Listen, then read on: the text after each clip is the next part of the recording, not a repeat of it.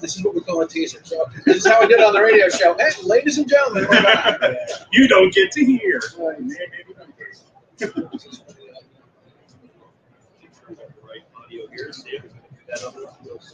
Audio. Hopefully that's better. Good. And we should be. Make sure you have the right camera. All right, DJ Play Nice, you're our litmus test. Give us a thumbs up if audio sounds good this time. Please tell us. Play us a good song, DJ. Send away, send away. We're watching for you. Wait. Oh, not that kind of DJ. That's actually his name. Yeah, DJ Play Nice. DJ Play Nice. Cool. He's always there, telling us if like yesterday audio sucks. So he was the 5 times 5. 5x5. He's good. Hey, baby. All right, ladies and gentlemen, welcome to this live show from Meet the Pressers and Riding Shotgun with Charlie. We are at the Otis Technologies booth at the SHOT Show 2025. Matt Mallory over there, Charlie Cook here. Here in the middle is Zeke Stout from the MGS Trade School. Yes, that's me. Yeah. Dude, I want to know, though, did y'all purposefully grease these chairs? Because it's very slick, and I keep just kind of wow. It's because, so we were talking about this before the show. Zeke is trying to become the most dapper for the Gundies next year. So he's dressed nice. He's got a silk suit, which is why he's slipping off the chairs. It's not our fault. That's the best part of radio and video is they can't actually feel that it's not silk. I just screwed up and told them, didn't I? All right, so we're letting out all of our secrets. We're letting out all the secrets here. Howdy. Hi. What's new? Great show. It's riveting. Great to have you. Actually, a lot. It's a good show. So I missed the first time in 11 years last year. It was the first time I hadn't. You needed it down. Go ahead. It's my water, man. I know, man. Okay. You got me a gift. I did get you a gift. First podcast I've ever been on where I got a gift. Look at that. Get a gift. I've been on a lot of podcasts, radio shows, TV shows. Fox News didn't even give me a gift. You can see how full it is. It's full of love. It's full of love. But last year I didn't come, and then of course the 2 years before that were COVID issues. Yeah. And it was what was it? Last year was 24, so 23 was amazing because nobody was here because of COVID. Oh yeah, you could get so much business done. That's true. That was the best year ever. Yeah. And now we're back to SHOT Show what SHOT Show is, and it's just bigger because they got the Caesar salad. Oh, that's true. You're just kind of spread out. When it's this busy, you're lucky if you get 5-10 minutes with somebody. Oh my gosh. That's why. So I learned schedule ahead of time all these meetings that I really need to get. Yeah. How many years is it that you've been coming? This is total 12 years altogether. This is the 11th one I've attended. Yeah, same. I'm sorry, I think 10th because they canceled 21. 21. Right? Yeah, for COVID. So this is the 10th, but 12 years total. And I actually think probably 20 is the one that caused COVID. I'm not just I think it was because there was this buzz. Hey, there's some outbreak that might happen. We're like, oh, it'll be because of SHOT Show. Right. Sure enough, like a month later, everybody has COVID. The world shuts down. Right. Yeah. I know in 2020 I came on Wednesday and I leave on Friday. And Tuesday, Wednesday I was busy. Thursday I came over here and then something was like, dude, you need to get yourself back to the hotel. It was a murder scene. Yeah, it was bad. Sure. It was bad. So history background. I mean, you've been on Meet the Pressers before, rode along with Charlie before. We've talked about it for like 5 years. We've talked about it. So what it is this? I have to. He's scared of Memphis. I want to come to Memphis, man. 100 years ago, my grandfather on my dad's side was a pastor in Memphis. Wow. And my dad and my uncles used to swim across the Mississippi for fun. Your dad and uncles were crazy. Yeah, they I was thinking, absolutely Have you are. seen the Mississippi? I mean, that thing is moving and it's huge. Yeah, and there's things in this there is- that'll eat you. Yes, Right. yes, absolutely. This is what they used to tell us. I can neither confirm nor deny, but it this is may what be they told true. me. So, Right. because of the size of this guest, maybe you should use the big van that we have. There we go. That We rented I'm a 15 scared. passenger van for the show. So I'm we're kind of scared. bringing now. everybody around. Well, you'll That's fit in a there. little That's the thing. creepy. A lot of leg room. If it, well, It's got the shag you know carpet what, in the back. Wow, wow, wow, wow. it's already broken, so it'll be Oh, fine. okay. It is. Sweet. It's falling So we'll just apart. push it and roll down the Yeah, hill. that's right. So it'll be like a 30-second Oh, episode. gosh, you don't know. There's so many things wrong with that thing. Oh my gosh. But all right. So background on Yes. Zeke Stout. What what was your? I always like to think this. We're all humble. We all have different things going on in life. But what was your catalyst that brought you into this industry? I'll What do you? get to that, but I want to address, Okay. did he just say he's humble? I try. It's okay. No, I am. I like to think I am. He's very Okay. humble. I'm kidding. I know I try to be. So how did I get into all this? So I had a 13-year career in the medical field. Wow. My degree's in biology, sports medicine, and I kind of got burnt out because I chased the dollar. I went into the medical sales side, made great money. Money's good there, right? Yeah, it was phenomenal money, but I learned real quick, and I'm glad I learned this lesson. Money doesn't motivate me. It does to an extent. Yeah, because right. you Pay the need bills. it. You have You gotta to have pay the it, but bills, it's you gotta not eat, you what gotta makes dress me nice. happy, right? Right, You know, for I was sure. miserable and making good money. And so I went to work for a buddy of mine.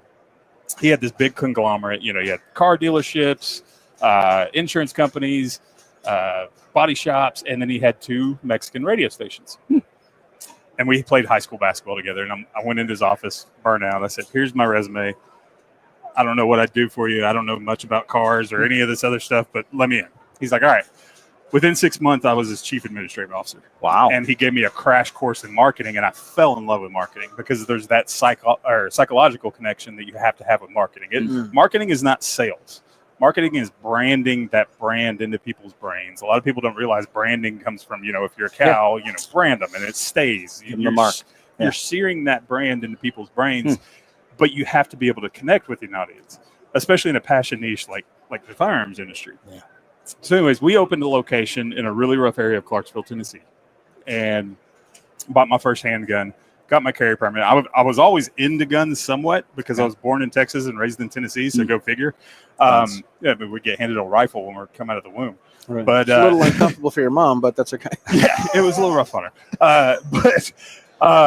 So anyways, I went to him and got that crash course in marketing and got the handgun permit. And when I learn anything, I dive in head first. Yeah. I total immersion. I absorb everything I can. So I'm watching podcasts or listening to podcasts, watching YouTube, falling to sleep, listening to Hickok 45. And I love busting his chops and telling him that. I always used him for, insomnia issues. I just turn his videos on. Cures You know it's Hickok, true, Hickok 45. Cures insomnia. But sure. but in the podcast realm, this is back 2010, 2011, there wasn't a whole lot of entertaining. It was like, hey, the new Glock 17 came out. It's chambered in 9mm, and we did the ballistic test, and here they are. And let me read this data sheet to you. And I'm like, oh, wow. And I listened to other podcasts in other worlds too, and I was kind of like, there needs to be an entertaining podcast that's also informative. Well, I was kind of new as a gun guy, not new into guns, but new as I'm a gun guy now. And my buddy Marty was into guns for a long time. And I called him up and I said, can we cuss on this podcast? Yeah. I'll say that. No one watches it, so that's fine. Okay, cool. So we got a couple. So I called Marty and I'm like, hey, man. And I was talking about a new gun I got. He's all excited. And I'm like, this is entertaining. This is good. I said, let's start a podcast. And the first thing he says is, what the fuck's a podcast? And that's how Talking Lead was born. There you go. So we started Talking Lead. Had Hickok 45 on our 4th episode. Wow. And after that, we were in 100. It's all downhill after that. 117 countries were downloading our show. Dude. Wow, we were the that's largest gun podcast in the world. We held the #1 outdoor ranking for almost a year. Jeez. And then we joined the Firearms Radio Network. And then we shooting came along and all these other podcasts and just grew. And we all kind of grew together, did the YouTube thing. I ended up going to work for who is now my competitor, another online school that shall not be named. Absolutely. And so I went to work for them. They were, And- they were a sponsor of ours. Oh, were they? No, I'm just kidding. Oh, okay. Word. Wait, Past tense. how much I need? How much I need? All right. Yeah. We'll talk. Oh, that's what this bag is for. Yeah, I put it in the bag and give it to you after. There Okay, you go. gotcha. There you go. Sorry. So- No, Wait, you're good. I've got the small bag. I got to get the big bag out. That's what makes this entertaining. Is Absolutely. being real, not For like, sure. oh, here's my scripted question to you. Oh, well, we heard at a wedding. Oh, that was fun. That stuff, like Right, Tonight so Show you- type stuff. Or James Corden, that little Yeah, car riding around thing. I've heard of that Yeah, one. Yeah. The one thing that sits with me when you're saying all this is relationships. Yes. It's about Yeah. relationships because like Charlie and I, we have our own show, and we Mhm. say, "Well, you're a competitor," but then we're like, "Well, hey, why don't we do something together, different?" Yeah. It's all about relationships It because is. we need the money to pay the bills, and that's nice. But what else are we here for? We can't take any of this shit to the grave with us. Absolutely. So- and doing stuff like this where you have your own shows or you have your own platforms and you're cross Yeah, promoting, it benefits. Yeah. Everybody rises to the top. It's that old Absolutely. adage of if you're pushing a bus to the top of a hill, the only people that get to hop on the bus and ride the other side down with you are the people that are pushing with you. Yeah, absolutely. So That's great. that's one of those things where stuff like this is awesome. Absolutely. So we ended up wanting to get into the industry. One of our sponsors was this other school, and I called them and I was like, "Hey, look, I want to work in the industry. I'm not passionate about what I'm doing. I like cars, but I'm not a car guy. So I didn't really know much about it, and it wasn't a real passion of mine. But I was really enjoying this podcast, and I loved that aspect of it. So they hired me on. 4 years later, I get a a LinkedIn message from a casting agent. And I'm like, okay, this will be interesting. I'm gonna Spam! see what happens. And it was like a month and a half after they posted it that I got it. Wow. Or that I saw it. It was there. And so I was like, they said, you want to be a gunsmithing judge on the show we're casting for? And I'm like, yeah, it'll never happen. Sure, I'll audition. Sure, why not? They send me a Skype link and I auditioned via Skype. And they're like, great, yeah, that was awesome. And then like 2 days later, they called back and they're like, wait, we found out you had YouTube and podcast and radio experience. I was like, yeah. Why don't you be the host of the show? I'm like, in the same thought, I'm like, it's still not airing. Okay, whatever. And I think me just going, yeah, I think me not caring because I didn't think it was going to happen made me audition better because I just didn't. I'm like, whatever, this isn't going to happen. Because you were real. You don't give a crap. Right, exactly. Yeah. And I was Organic. real with it. Exactly. So I was just like, okay, this is who I am. If you want me, great. If you don't, great. Whatever you want to do.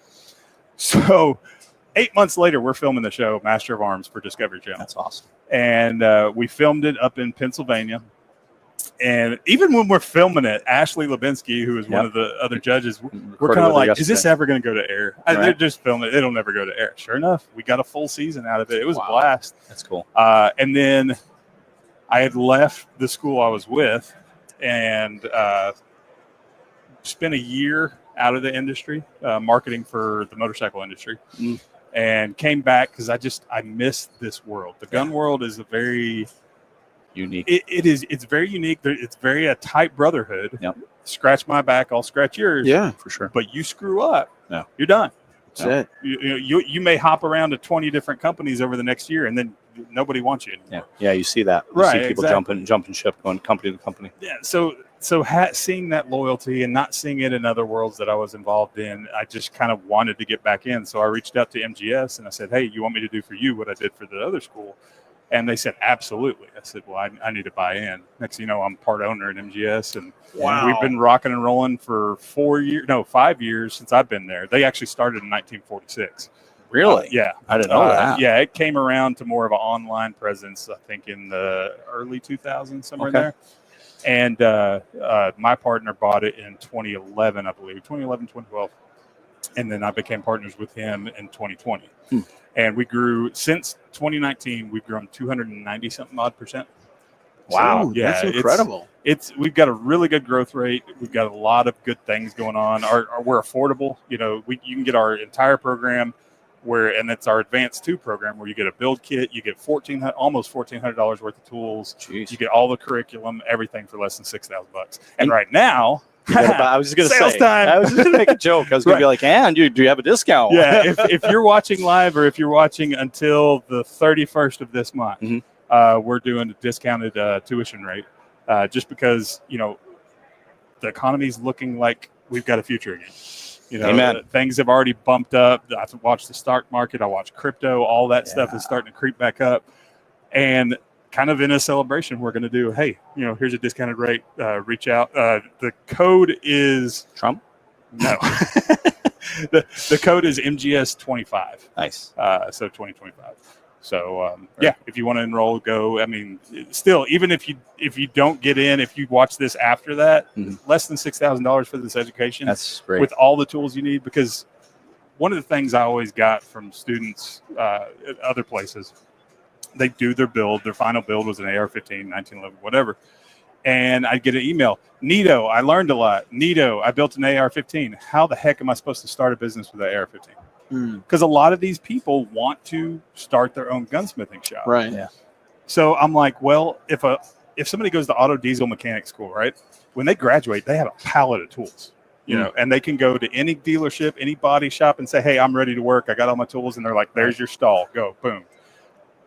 No gunsmithing school, even brick and mortar schools. Yeah. They're not doing that. So that was the very first thing I did. I said, we've got to get a toolkit together. So you get almost $1,400 worth of tools, bench grinders, belt sanders, all kinds of different things. All the tools you need to complete your task, your projects during the course. That's great. So That's it's a cool program. So with that, run us through it a little bit. How would that work with something like somebody in a commie state like New York or Massachusetts where they can't have it's $1,100 worth of tools. Yeah.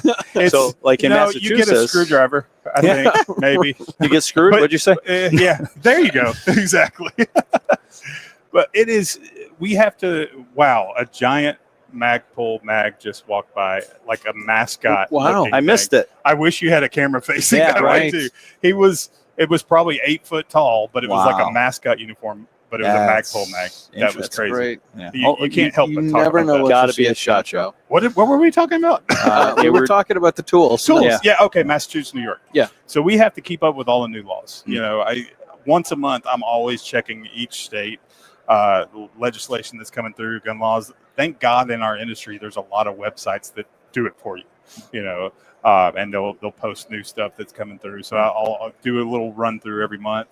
And Massachusetts was the most recent one that it was just like, bam, here's one, bam, here's another one, here's another one. And I'm like, we can't even teach students there anymore. Yeah. Here's a slingshot. No, sorry about that. Like we can still teach there, but the only build you would be able to get in Massachusetts is our Traditions muzzleloader. Wow. So that's your only option. Sounds like New York's probably like that too. I think New York, if you get y'all got a magazine capacity. We do. Okay, so you could do the Glock as long as, and you could do the 1911 too. Yep. I think. So you could do the Glock as long as you get a state legal magazine.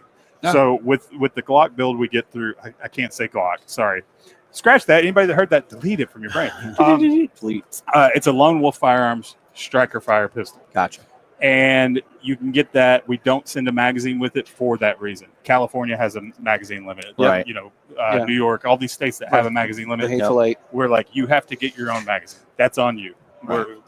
There's only so much you can do, right? Yeah. But Massachusetts, I think the only thing y'all can do is that muzzleloader build. Wow. It's even worse than New York. It's unbelievable. Yeah. So one of the things that we have in Massachusetts is this nonsense bill that got signed last year. You can't import. You can't have something shipped in. Like you can't buy a lower. Yeah. Like you can't buy a strip lower from anybody because it wasn't in the state beforehand. So wow. Yeah. So it's not. Yeah. Yeah. That's depressing. Do I hear a machine gun? I think so. I'm probably a game. I'm thinking it's a game. Now, real quick too. Weren't you going to be like? They're going to make a movie out of you, Zeus of Gods or something. What was that? What? Yeah, you said like you're talking He-Man about the Hercules then? The Hercules, yeah. So Zeus, whatever. Teenage Ninja Turtles. That has no idea. I was a huge comic book fan growing up. Huge comic book fan. And it was funny because I was always the kid getting bullied and made fun of. And then I shot up to 6'4" and I could throw this little bouncy ball through a metal hoop. And they're like, "You're cool now." And I'm like, I've always been cool. I was a nerd that read comic books. Now that I'm tall and athletic, I'm cool. And so that pissed me off even worse. Sure. Yeah. At first there was a little bit of, I'm like, wait. Yeah. You didn't like me just before. because of this thing. Yeah, right. Exactly. I can be cool. No. Anyways, so comic book nerd. I always dreamed, but even before Marvel started putting out Marvel movies, of seeing Marvel movies and being in one. Well, if anybody is a Marvel fan, you can go look at the Hercules comic books. Yep. And this is what he looked like. And so I was like, I don't have the muscles, but they can fix that with neoprene, right? and they could do CGI muscles on me or whatever. Now they can, for sure. And so I thought that was going to happen. I talked to some people in that industry, and there was a lot of people hyping it like, oh, we're going to get you that meeting with Marvel. And then, of course, when the show got canceled, it was just like crickets. Right. And I'm like, oh, okay. And then next thing you know, the new Thor comes out, and the dude from Ted Lasso, the skinny British guy, is playing Hercules. I'm like, what the hell? Right. Yeah. That's right. You'll always be our Hercules. You were Thank robbed. You were robbed.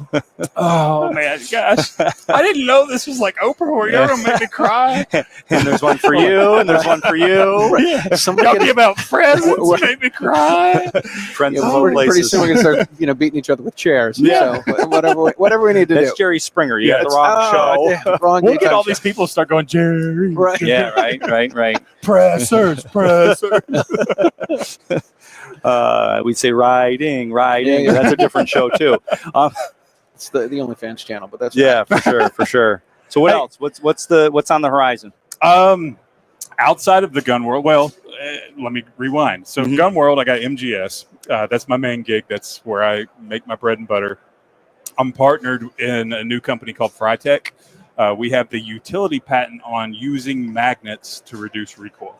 Really? Yeah. So our first prototype is a buffer tube for an AR-15. Okay. We can make an AR-15 feel like a BB gun. Wow. It's actually kind of weird. Like the first time I shot it, the first time you shoot a can, and you don't hear much, and you're kind of like, what just happened? what Did did it I go do? off? Yeah, and you have Is that it weird. working? Your mind knows you shot it, but your body has.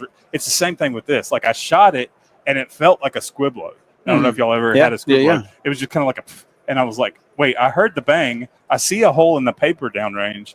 What's going on? And so then I shot it again. I'm like, oh my God, this is unreal. And it's Newton's third law, right? With magnets, whatever you give them, they give you back equal, right? So the bigger the caliber, and there's more physics to it. I'm dumbing this down major because for higher calibers, you need bigger, stronger magnets. But the higher the caliber, the more recoil reduction you're going to get. So I'll show you all a video afterwards. I'll have to dig it out. Where my partner, the inventor of it, he's shooting a 12 gauge AR, and it's going flat back. Wow. There's no rise to it at all. That's some And ingenuity. it's going to be a game changer. We've had people say in the military space, this will be a lifesaver. Absolutely. Just because you're going to be able to stay on target as you're shooting and Military not and have law all this enforcement. muzzle rise. For sure. So it's really super exciting. We're kind of in our infancy stages. We've got prototypes. We've got the patent. That's why I can talk about it. That's awesome.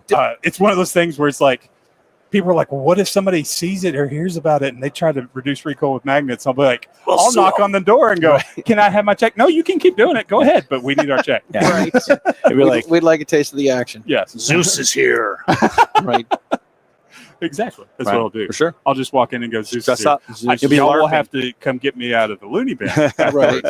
But I'll do it. You'll be LARPing. You'll LARP your way to the bank. As they got me handcuffed in a straight jacket, I'll be like, call me depressors. They said to do it. Check the tape. Check the tape. So that's really awesome. Yeah, I'm that's looking really forward to fun. hearing. That's something revolutionary in the It industry really for is. sure. And it's something that our industry needs. We have some of the greatest engineering minds in the world in our industry. Yes. And For guess sure. what we pop out every SHOT Show? Here's a new AR-15. Yeah. Yeah, it's different Oh, color. yeah. Right. It's If been you'd have told me- Cerakoted. Yeah, if you'd have told me 12 years ago when I got in this industry that I would have seen a new AR-15 at SHOT Show and rolled my eyes, I probably would have laughed at you because I loved AR-15. Yeah, I still yeah, I still love AR-15s. You help people But build them. I want my laser gun. I want my space gun. I want Yeah. cool, new, innovative. Why can cars and planes and all these other That's valid. mechanically engineered things keep going up and up and up? And our gun world is just kind of like, here's a new AK, here's a new AR, here's a new AK, here's a new AR. Oh wait, you like striker fire pistols? We got those too. You know, Or the newer technology making the guns biometrics, where you got to rub this, give some DNA sample, stand on one foot, and rub your belly to get it to fire, kind of that thing. would be cool to do a competition with. That would not be cool to try to save your life with. Right. Yeah. All right, so But- we're getting down there. We got 5 minutes left before our next guest come in. So what All right, what here is we the other business? My other business, Yeah, that I don't. is not gun related at all, Uh-huh. except for the name. The name I kind of pulled Pulled from from the that. military guy. If y'all have heard of the term Dilligaff, right? It's do I look like I give a Fudge. Fudge. Thank you. I didn't want to offend anybody. That's all right. You That's know. right. We dropped it earlier. It's, Oh, I did. I don't want to you did. offend anybody twice. Oh, there we go. That's the key. Once you can, I guess my son was telling me this. You can say the F word in a PG movie once, but if you say it twice, then it becomes rated R. PG-13. Really? Oh, rated R. Yeah. Jumps to rated R. Yeah. Wow. Wow, Okay. I didn't know that. That's Crazy. So I'm still PG right now. Good. Okay. All right. Cool. So Dilligaff, do I look like I give a fudge? Mhm. My son made his high school golf team. Okay. And I started taking him to play golf more. Well, golf's expensive. Mhm. You know, whether it's the green fees or the clubs, and he's wanting new Absolutely. shoes and gloves. And I'm like, well, you know, in the gun industry, when we started talking lead, we did the LLC, we trademarked stuff, and then we were able to write off guns, ammo, trips, all Yeah. this other stuff. I'm like, I'll do it with the golf world just for the heck of it, just so I can have this time with my son and do this. So I created Dilla Golf. Do I look like I golf? Because I don't. You might be able to think now because I'm in a suit, but I've got full sleeve tattoos. At the time, I had long hair and, you know, the big beard and all that stuff. Oh, and I'm 6'7", so, you know, Yeah, right. not a whole lot of 6'7" golf. There's that. Right. Yeah. for sure. So started Dilla Golf. I trademarked the name, made an LLC. I'm like, yeah, we'll do this for thing. Maybe since I trademarked the name, maybe I'll launch some hats or clothing line or whatever down the road and try to Right. make some money. It's now been 5 months, and on YouTube, I'm over 10,000 subscribers. Wow. I'm like, what just happened? That took Yeah. me like 2 years in yeah, the in gun the world. gun industry Yeah. for sure. So there's a part of me that's excited, Yep. and I'm like, wow, that's huge growth. That's really fast. Yep. But part of me that's kind of pissed off. Yeah, for sure. Yeah, Because- the industry is so suppressed. Right. It's like, Mm-hmm. so you're trying to tell me that you don't squash gun content. Yeah. But I had gun content. And it took me 2 years to get to 10,000 subscribers. Mm-hmm. I did it in 4 to 5 months now because it's golf. Yeah, different. And I'm kind of like, all right, but I'm rocking with it. And Good. it's been weird because there was a part of me, y'all know as well as I do. When you Yep. work in this industry, you get on an airplane, you sit next to somebody, they're like, hey, no, What do you do? What do you do for a living? You get one of two things. Yep. You get, oh, cool, Or or you get headphones go Yeah. on and I pull Right. out my book. I'd like Can I another move? seat. Yes, Yeah. yeah, I need exactly. another seat. I- He scares me. I total aside. I met a woman through Facebook Marketplace. I was going to buy a GoPro from her, so I meet her, and she's like, "So what do you do with the camera?" She's trying to show me how to use it. I'm like, "I got one already." She's like, "Oh, I said I have, I have an interview show, make videos." And she's like, "What do you make videos of?" I'm like, "Porn." Did you really? Yeah, I did. Like, I got an OnlyFans page. You want to see? Right. And I said, she's like, "More." And so I'm like, I'm just kidding. I said, I interview people and we talk about stuff. And she's like, "Oh, what do you talk about?" "Well, porn." That's what, like, I went from filming porn to talking about porn. I'm like, "No, we talk about guns." And then immediately she's like, "They should be harder to get." She's like, "I'm a high school teacher. I got 7 yeah. kids that can go buy a handgun right now." sure. I'm like, "Not legally." Right. Not legally. Yeah. Bad So- guys will do it illegally for Right. sure. Yeah. Anyway. it's a wild world, but just the fact that, you know, I was able to do that outside of the gun world and I've done it in the gun world. I'm like, yeah, you're absolutely suppressing For content. sure. So it's been a weird thing because of that whole airplane conversation. Yep. I was a little skeptical. Okay, when I talk to people in the golf industry, are they going to be receptive? Apparently, the golf world is extremely conservative and a lot of super pro gun people. That's good.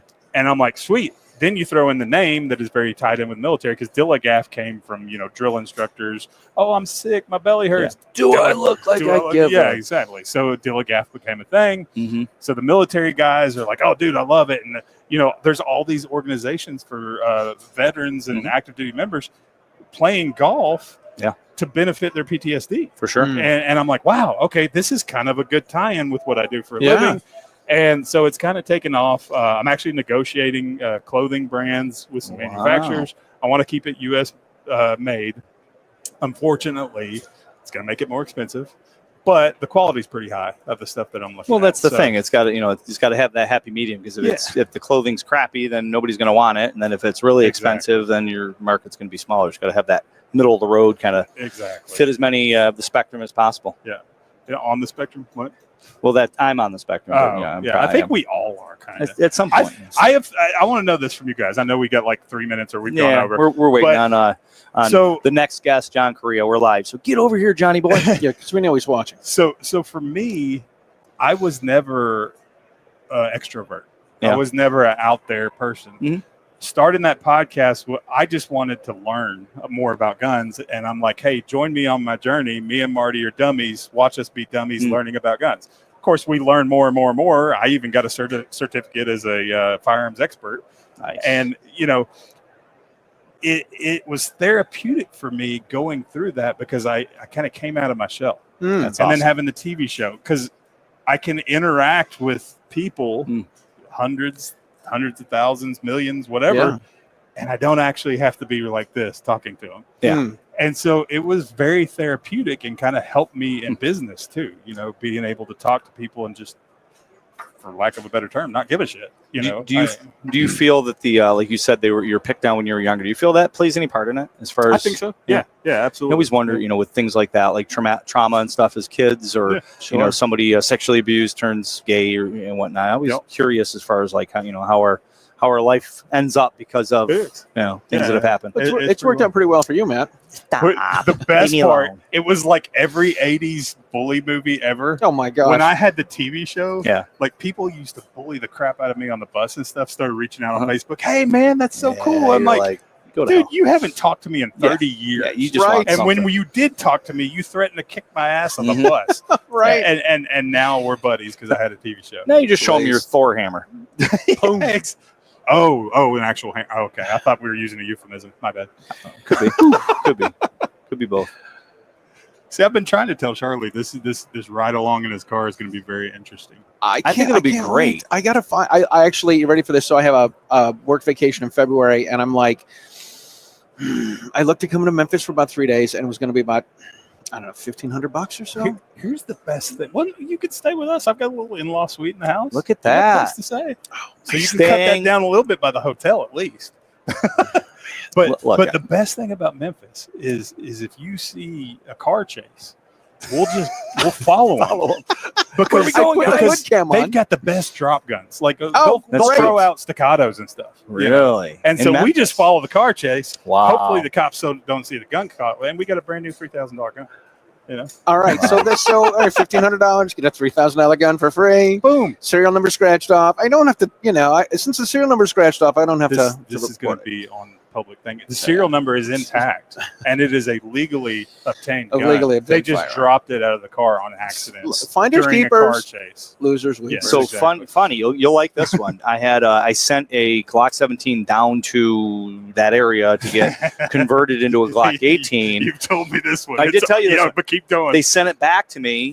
It didn't show up in the box right overnight, but it showed up 2 days later with an empty box. And I just got a call from Memphis PD saying they found it. And I'm thinking, how did you find it? And it's like, serial number. They didn't scratch serial number off. They're that dumb. They didn't scratch serial number. Which, thank you. Yeah. That's a $1,700 full auto Glock 17 that I, am out for a year thinking I'm never going to see it. USPS denied the claim. Yeah. So thank God they found it. Now we just got to wait to see if it's been used in a crime. Yeah. Hopefully it All right. hasn't, because you'll get it back. Maybe. Right. If it hasn't, Cool. if it doesn't, if it doesn't show up with forensics, then we're good. All right. I'm getting booted. Yes, check out MGS Trade School. And Zeke, thank you so much for being on, man. Always a pleasure. Man. The pleasure's mine, Don't man. you love the handshakes at the end of shows? It's I like do. so I awkward. hate it when my hand comes in like this and they start too early. And I'm like, Don't do that. I feel like a wimp. All right. You guys stay tuned. We are going to be right back with Neil Weidner and John Correia from Active Self-Protection.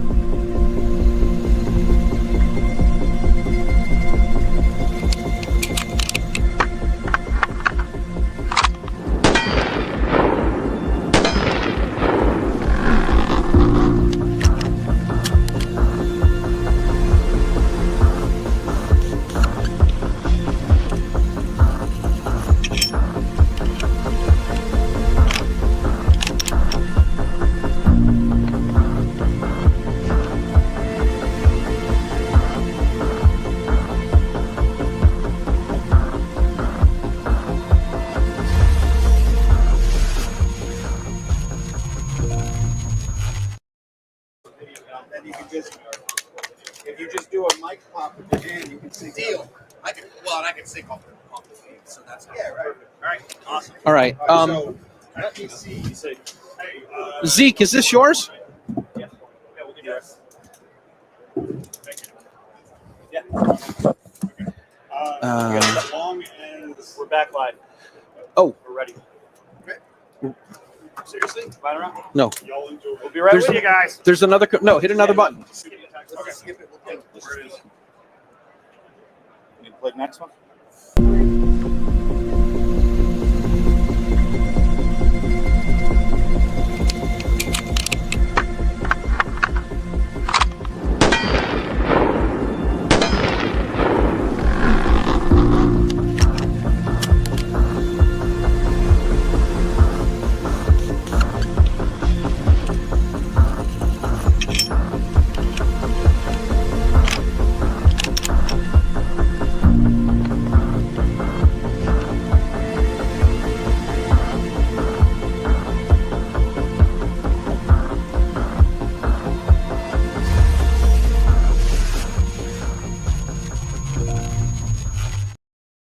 Okay. I'm gonna bust the battery for a second. Okay.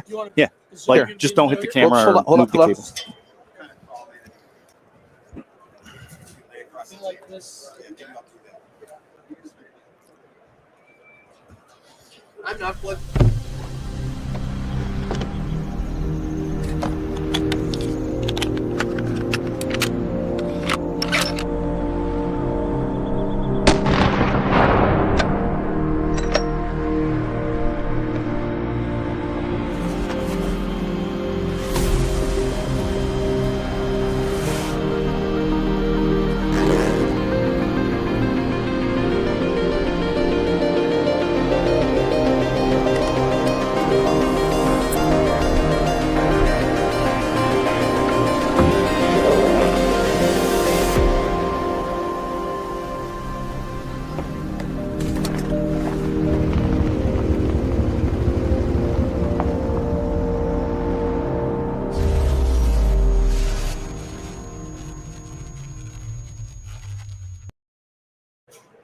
And we're back. All right, we are back. Ladies and gentlemen, boys and girls, children of all ages, welcome back to the Meet the Pressers Riding Shotgun with Charlie live show from the SHOT Show in Las Vegas 2025. We have us two of the most handsome men in the gun community. Wow, lies. I know, right? One of the most handsome. One of the most handsome. And look, we got And Neil. and Yeah, I get it. we have Neil Weidner and John Correia from Active Self Protection. Gentlemen, thank you so much for being on. Thank you for taking the time. Oh, glad to be here, man. Good to see you guys. Good to see you. It's good to be seen. Good to see you guys. I'm envious, like the beards and the wavy hair, and yeah, Well, you know, maybe you should grow that. I probably should. I mean, Matt, listen, I didn't even know I had curly hair. I No? just let it grow. So when's the last time you grew your hair? I usually shave away the gray is what I do. Just let it go. This is 2 years. I haven't had a haircut in 2 years. Really? Yeah. Wow. A little more. Wow. 2 years and 3 months. 2 years and 3. You need to let it grow. I You do. are one I think can I will of try Just that. for Men away from your prime, Matt. So Probably that's correct. Totally, But- totally. Guys, it's awesome. Always awesome to hang out with you guys. You're doing revolutionary things in the industry. You know, trying to keep people safe and alive and break down what what doesn't work and what does work. So it's awesome. Yeah, it's a labor of love. It's a lot of labor, though, let me tell you. Yeah, for sure. I would say working for yourself. You guys know this well. Yep. Right? Yeah. You only work half days. You Sure. choose. Do you want to work the first 12 hours of the day or the second 12 hours of the day? Yeah, absolutely. Exactly. Yeah. So how did all this the active self protection come to be about? I used to love it when you say cover your ass. I always thought that was great, and I Yeah. thought that was funny. That was just that's just a running joke, right? So I'm gonna just grab this because these are Go fun. right ahead.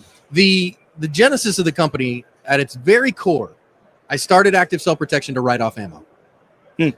Because I was starting to train, and I started concealed carrying. Realized fairly quickly that if I was going to carry a gun, I should be competent with it, which Yep. meant going beyond my CCW class. Started taking some classes, started shooting at the range a good bit. That got expensive. So then I was like, well, gosh, man, I got to find a way to write this off. And so I'm a teacher at my core, teaching to my core competency. So I went and got some instructor certs so that I could write off ammo. And that was the basis of active self-protection. Now, the social media side was originally just to try to get some folks in classes. But then I was pastoring a church. I pastored for about 14 and a half years. And as you might imagine, for the pastor of a church, some people did not love their pastor talking about gun stuff. No.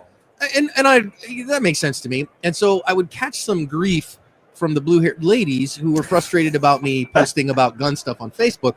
So I started a company Facebook page just to get that stuff away from my personal Facebook so that I wasn't catching that grief. Sure.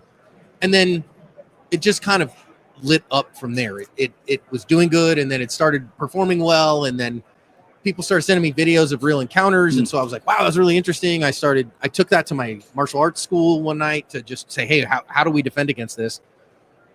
And then use that to get better. And then so I posted it online and like, hey, here's some things we used to get better on that post, and people were really excited about that. And then one day where the aha moment was, somebody sent me a video that was 5 minutes long that was like 30 seconds of action.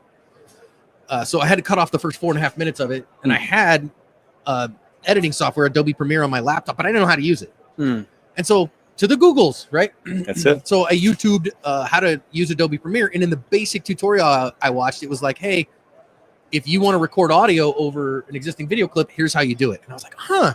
Well, if I recorded audio over it, maybe I add some arrows and stuff like that, I could be like the John Madden of on-camera violence. And I tried it, and it worked. And nobody else was doing it, and nobody had done it. So I started doing it. People responded to it well. And here we are now. We've got 4,000 of them published. I've been doing it a decade. That's unbelievable, man. That is unbelievable. Unbelievable. It's so your background, you've been a minister, you were in the Navy for a while? I was in Uncle Sam's Canoe Club, where I made hot water the hard way. The hardest way to make hot water is to split atoms. But you can make a lot of it, and you don't have to get more gas often. So I watched the rock get hot. I was an electronics technician, nuclear reactor operator, 3383 for anybody who understands the old NECs. So yeah, I got out as an E6. I was in from 95 to 02, and that was my first real big boy job, was in the Navy. But I didn't learn nothing about self-defense in the Navy. I didn't learn nothing about guns in the Navy. There was no kung fu. There's no Navy martial arts program. Did you get to sail the 7 seas? I did not. I was in the Navy for almost 8 years, and I did 7 days at sea. Wow. 7 days away from the pier in a seagoing rate. It's a long story, but I went nowhere and did nothing in my time in the U.S. military. Wow. Yeah. All right. So, because to me, we're all instructors. And I'm the one that's slumming it with the certificates with you guys, but we're all instructors, and people always think that the police know what they're talking about and the military know what they're talking about. And it's nothing against the police or the military, right? But you've got that credential, so people think you're a guru. Yep. Well, I mean, I guess I'll say that most cops, let me just be real, most cops have significantly more firearms training than most private citizens. Yeah. Okay. So your average private citizen might maybe have an 8-hour class, depending on what state you live in. Sure. I live in Arizona, man. You could carry a gun, smoke them if you got them. There's no permit. There's none of that stuff. Constitutional carry. More than half the nation is. So most cops have at least 40 hours of instruction on the range, which for most private citizens is a lot. Yep. Does that mean that they're knowledgeable? No. I've had more than 40 hours of firearms instruction in the last calendar year. As a student, let alone as an instructor. So, and the military, I always ask folks this. Okay. I was in from 95 to 02. What percentage, and so after 9/11, I was active duty on 9/11. Yep. And we went to war right afterwards. We've been going to war for 20 years since then. And what percentage of Marines earned the combat action ribbon in that time? Combat action ribbon means that they have been shot at. That's what it means. Your unit was in active firefight. About 1%. So even those of us who were in the military who did kick indoors and shoot people in the face were about 1% of the active duty military force at any given time. So it's a very small number of people who did that operation. Nothing but respect to the people who did. Yeah. But the vast majority of us did not. And so that can be a qualification, but it's not a necessary one. And so, being a current police officer myself and being an instructor for law enforcement, I can say that I've been muzzled many times, and usually the civilian aspect of it, they're a lot more cautious with the guns, and telling civilians, like, if you get pulled over, and you probably had these in some of the videos you've gone through, you get pulled over and the officer wants to take the gun off you or ask you to handle the gun, be like, officer, I'll do whatever you want me to do. I'm new to handling guns, or tell me the safest way to do it. Let them direct it, but try to educate them a little bit on it, because they pull it out and start. I've seen videos where they start clearing the gun and pointing it right at the person. Gosh. Yeah, you're like Meatloaf. I'll do anything you want, but don't shoot me. Yeah. It's interesting that you bring that up, because there's one of these coming soon. Because this thing just happened. Where was that at? Down in Jacksonville. Jacksonville, Florida, where the officer goes to take the gun off of the dude and shoots him with his own gun. Oh yeah. This was like 2 days ago. Yeah. Finger right on the trigger. And so, because of the nature of what we do, people send us videos all the time. Yeah. My inbox has that about 200 times. So if you're watching this, I got it. John's got it. We're going to do it as quick as we can. Of course, there's a schedule. We're here all week. But those are the kind of things that really scare me, in that, there's a lot of good people out there. We have to pass a background check to get a CCW. We have to do a little bit of training. We have to go through a lot of that stuff. So it always kind of makes my hind end itch a little when law enforcement wants to take a gun off of somebody that is clearly a good guy. Right. And accidents happen, and so we got to be really, really careful about that. Yeah, and I think on that level, there's so much discretion given to law enforcement to be able to kind of do things on their own, because everybody's their own person and everybody carries tools on their belt in certain ways. Some agencies will have an SOP with that, but the majority of it's like, hey, just do it, be safe, stay alive, and go back to your family. So I think in a lot of cases, it's like, okay, what do I do at that point? Well, I'm not going to call my sergeant because he's sleeping at night. So, what do I think's the safest way to do it? Yeah. You get a new green rookie out of the academy who first time touching a gun is usually the ones that get on road patrol. Yeah. And not, very likely something bad is going to happen. Yeah. So taking the steps to avoid that. For sure. I think there's lots of options there. And, we used to, when we first kind of started doing the firearms training, we would joke a little bit about, some cops don't shoot so well. However, if cops pay for a class with their own money, you can be guaranteed they will be the best shooters and the most safe people in a class. Right. I'm having this conversation with somebody in the comments today. I hope they're watching too. Right. Just because you're a cop doesn't mean that the department is 100% responsible for your training. You can go get training. Yeah. And it's not cheap, but it's not wildly expensive.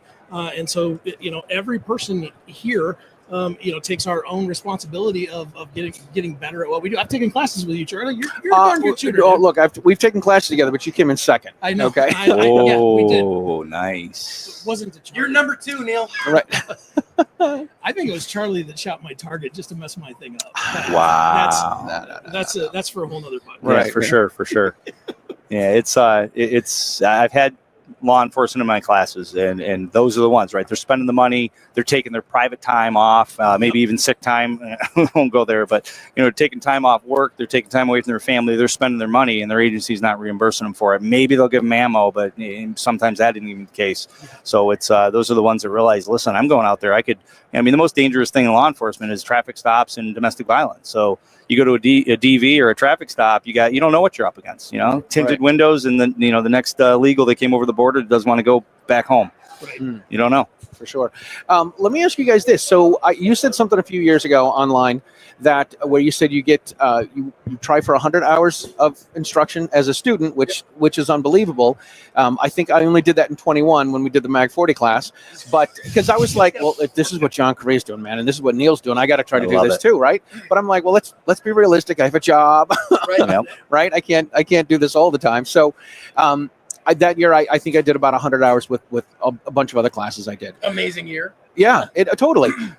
When you guys walk into a class, if there's a gun instructor who's a gun guy, he's going to look at your guys' names and be like, wait, John, there's got to be other John Correias that are taking a class, right? Well, so one, I think a good instructor can learn from anyone. Amen. And so we don't show up to classes going, oh, we're a big deal, blah, blah. First of all, you start swimming in one of the advanced classes and you realize I ain't that good. Mm-hmm. Okay, so that's a problem, right? You go to the classes where somebody can really shoot. Yeah. Somebody's a master, even a high A class shooter, and you're like, wow, I suck at this. Okay, and so you start swimming in some of those ponds. But B, there's different aspects. So I got literally about 400 hours this last year. Wow. Now some of that was me being stupid, to be honest with you, because Stephanie and Carrie and I took Force Sciences Advanced Force Science Specialist class, and that was 350 by itself. Yeah. And that killed me. It murdered me. Now, it's not in a handgun class. That was a use of force analyst class. It's brutal how much work that was. But when I had a real job, when I was pastoring, I left vocational ministry in 2018. I always say, look, if you can get a weekend every year, you're doing great. If you get 1 day, 8 hours a year, you're so far ahead of the average person. You are literally a light year ahead of everybody else. I got a monkey on my back. How you doing, guys? Me too. Hey, I Clint. thought I'd crash the party and say hello. Yeah. Good to see you, man. Good to see you. So, you don't got to get 100. 100 Right. is stupid. 100 is for somebody who is in the industry full time as a professional. Like this is part of my job. Oh, sure. So, and I mean, don't get me wrong. I know people think, well, John, you only work like 10 minutes a day because I watch Oh you my on gosh. YouTube for 10 minutes a day. No, it's a 65-hour a week business. Yeah. I joked earlier, again, you work half days, pick the first 12 hours or the second 12 hours. But at the same time, I have to stay that sharp because of the job. And Neil, as a master firearms instructor, the guy that runs our training, he has to stay that. But for your average person, I would prefer that they practice regularly, have a great dry practice, habit. It's good. Do a day or two of class a year. And heck, if I had my druthers, I don't know what you'd say, Neil. Do like 1 day and then 6 months later do another day and practice in between them. I think you'd be doing better. Oh, Yeah, sure. I really think that having a professional instructor teach you what to do and give you the technique, and then spending 6 months working on that in your dry fire routine, Smart. Right. And then taking another class is going to be head and shoulders better than taking 2 classes or 2-day class and then do nothing for the next 12 months. Right. You're still going to be head and shoulders above the normies, but you're not really improving on a regular basis. Yeah. Sure. I tell people when they take class with me, we talk about the police, and I say, police aren't necessarily gun guys. There's pro-gun guys, non-gun guys, and anti-gun police, right? So I said, listen, you can have all the cool high-end training. My line is, you can learn how to golf from Tiger Woods. Yep. If you golf once or twice a year, you're gonna suck. That's 100% That's great. true. That's Right? a great analogy. Like you can learn from the best of the best, and if you don't go home and practice it, I'm stealing that, by the way. And Thank you. And Thank I think I think the depth of just practicing with the gun has to be deeper than that, right? We have to practice mindset, which you alluded to that with the class. We have to practice less lethal tools because what's the chances? I think, John, we were talking before as far as like 80% of violent encounters or 80% of encounters are simple assaults, right? Yep. You can't use a gun. 20% you might. I actually poll some of my students and I'll ask them, I say, listen, I don't want PTSD or anything, so if you don't want to answer, so you don't have to, but feel comfortable. Who in here has ever had a situation where they legally wouldn't have been able to use a gun against somebody to try to hurt them or kill them?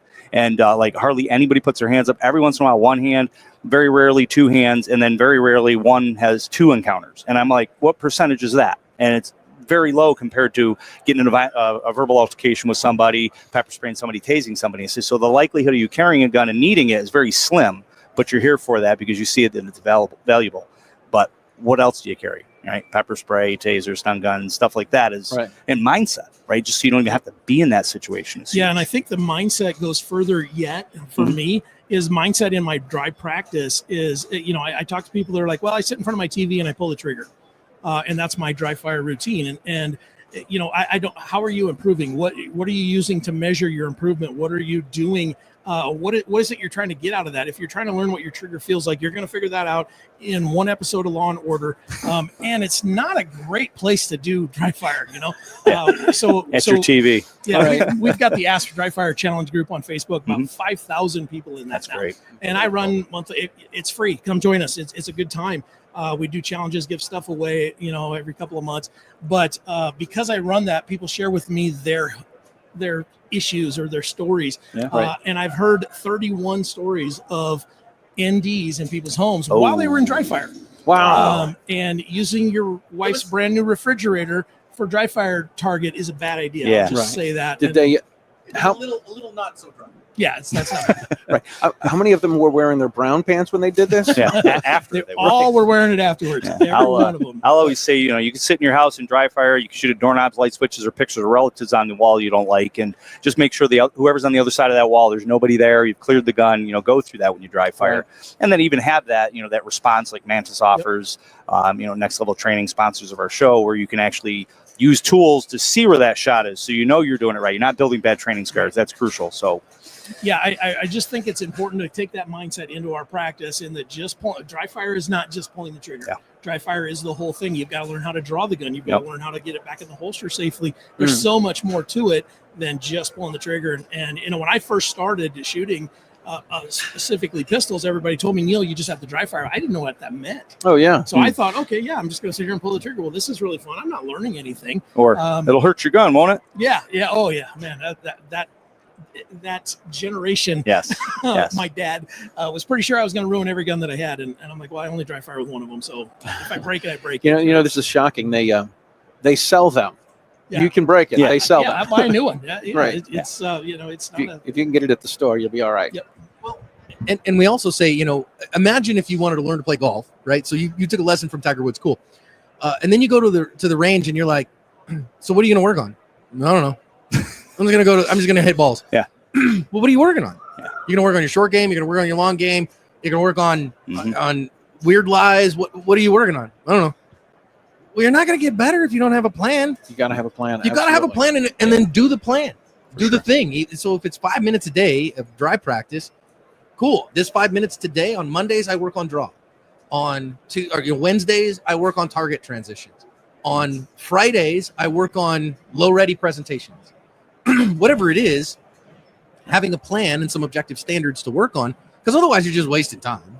Yeah. And sure. I don't know about you. I work too much to waste time. My wife has this nasty habit of wanting me to actually spend quality time with her. Oh, I know that feeling. She's so demanding that she wants to see me almost every day I'm home. My children, my kids are all grown, but they all have this nasty habit of wanting to see dad every once and again. Right. I have hobbies and things like that, so I don't have time to waste. And so having that regimented practice, that's just, I'm just going to get in, get my 5 to 10 minutes done, and get out of here. Now, are you going to become a GM level shooter on 10 minutes of practice 3 days a week? No, but you don't got to be a GM to win a gunfight. Right. There we go. But I'd rather be at least tolerable. I'd rather at least be reasonably good. And if we could get everybody, I love the idea that somebody says, listen, if I could get everybody to the level of a varsity high school athlete, I mean, is a varsity high school athlete a high level player?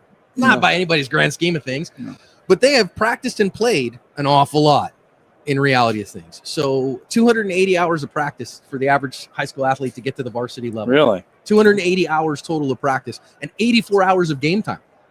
Wow. So if I could get the average person to have a grand total lifetime of 284 hours of dry practice, which will take them about 10 years, and then go to the range 84 hours, 84 range sessions, if they did that 4 times a year, is going to take them 10 years. Wow. So guess what? If I could get the average concealed carrier in a decade to be a varsity player, man, that'd be a great thing. Yeah, for sure.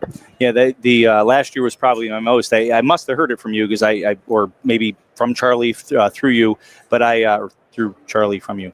I do try to do 100 hours a year under another instructor as an instructor, and I tell my students that I'm like, okay, you're doing 18 hours with me in the 18-hour class to get your pistol license here in New York State. Said and I tried to do 100. Well, last year I did, I think, 565 hours. Woo! And a lot of it was law enforcement classes I wanted to take, and I bumped up some things there. But it was a lot. And this year I'm doing reality-based training instructor for law enforcement coming up when we get back from this. So this year won't be as much as last year, but it's still going to be a lot. It's just about getting out there. And if I go to one class and I learn something new, then it's a success. If I go to a class and I learn just a different way to say something or teach something, Masada Ayub, Tom Givens, I've taken those classes. So just to be able to get that knowledge and and taking classes from other instructors is it's a good way to network as well. Well, and you might find you take a couple classes and you might go, this is fun, and then you become what we call a training junkie. Yeah, and I'm guilty. I don't go to gun school necessarily to learn. I go to gun school because my friends are there. Yeah. And we're going to go hang out for a weekend and have fun. Very true. And you're going to learn something along the way. And I'm going to learn something along the way. So I get benefits from that. I'm not saying everybody has to do that, okay? But it sure ends up, if you want to become a training junkie, come on, there's always room. We'd love that. Yeah. More people, more better. Absolutely. Fill up classes, and then I look and I go, dang, I can't spend any money this week because all of you showed up to it. Oh, well. But just start with one and see what happens.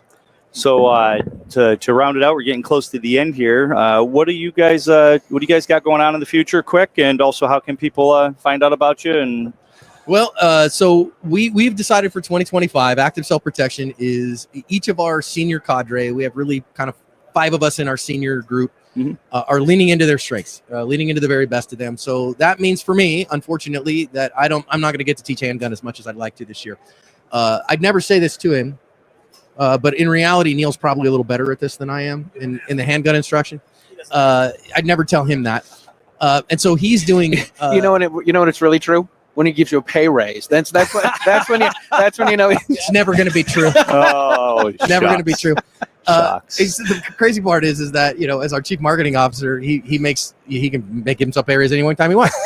It's like, I didn't know that. That's More sponsors. yeah. But so then I'm leaning into, I'm taking more cases than I've ever taken. Yeah. So yeah. I'm court-admitted expert. Right now I have 5 cases that I'm working right now, which is a lot. So I'm leaning more into that. Stephanie leaning more into her mental management piece and her neuro-linguistic programming and those things that she's so good at. That's awesome. Carrie is our instructor of instructors. Chris Bean is our, you know, he's a mental management master, and so everybody leaning into that and doing what they're best at is what we're doing. So Great. we're going to probably go take a couple classes this year, at least one that I've got, 2 I've got on my radar. One on body-worn camera analysis, and another one on advanced methods of teaching. So we're working in that direction. But for me, I'm just trying to stay above water Awesome. with court stuff. We're learning so much. There's so much to bring back to the world from actual court cases that you got to be careful. You know this well. You know, living in this world that edge cases make bad laws. Yep. Right. And when they hire me as an expert, it's a bad case. Yep. Nobody hires me on the easy ones. Right. You know, the really straightforward ones are like, yeah, we don't need you. Everyone, I had a paralegal send me discovery and like, John, I'm really sorry you're going to look at this one. It's kind of a dog poop case. And I'm like, every single case I'm in is a dog poop case. Yeah, valid. And Right. and so like that's what I get invited to. It's the only show in town that I get to come to. So you know, we try to make sure we're careful with that stuff. But that's where I'm going in, and Neil's out there teaching like a dog. Yeah, we've got I think we've got 6 classes that Chris Bean is going to travel with me for the classes this year. So Very cool. here in just a few weeks, we're headed down to Georgia for one, and then we're in Arkansas and out to Cleveland, up to Seattle at some point, Kansas. Yeah, Should get you into New York. yeah, well, hey, someday for sure. We got a full schedule. So when I did my schedule, I looked at it. I'm like, okay, I've got I think it's 18 trips on the books so far. Wow. For a total of like 77 days away Sheesh. from home for the year. Wow. And I've added 2 since then. So it's a lot. It is for sure. But I love it. You know, the going out and teaching the handgun stuff. We're calling it the ASP Skills Summit. We're changing it up just a little bit. Still based off of the evidence that we see on the videos and all of that kind of thing. The skills that you're going to need to survive a gunfight if you need them. And it's just that little bit of the day. Because like you said, most people aren't going to have to do this. Yeah. If you do have to do this, you need to be good at it. For sure, Or for at sure. least above average. Yep. And so that's So really then where I'm at. the website for everybody to go to be able to, just go to activeselfprotection.com. and everything's there. Yeah, everything's Everything's there. You know, and then the other big thing is the ASP Unlimited app that we've launched. You know, that it gives you early access to all of John's lessons. We do some live stuff there that's really fun. The live streams are always a good time there. And you know, there's some exclusive content that you don't get from YouTube. So Yeah. those Very are cool. the real big places. And I gotta tell you, I have a subscription to it, and we did a show with Ed Monk back in the fall, and so I was on the treadmill at the gym, and I'm watching the Ed Monk lectures. Oh, really? Nice. Yeah. Nice. Yeah. We were so grateful to Ed to let us put those in there because That information is so critical. Yeah. And he's literally the researcher on that issue of stopping an active killer. And Ed allowed us to put that full length class in the app, and what an incredible resource for him to do that for us. For sure. Well, but you got to get the app. Yeah, and if you're here at SHOT Show, you can actually get in on any of these giveaway items. Go to the booths that are on the bingo card, and you get 8 chances if you actually go to each booth. So different sponsors. There you go. There you go. Gentlemen, thank you both very much. Yeah, it's always It's awesome. always a pleasure to see you guys. Oh, love hanging out with you guys. This is fun. Thanks for asking us. All right, we have one more show tomorrow. Tomorrow is the 23rd. Who do we have tomorrow? We have John Ken Crump Ken and Campbell from Campbell. Gunsite and John Crump. Yes, we do. So that's what we got tomorrow. Thank you guys for tuning in. We'll see you later. Be safe.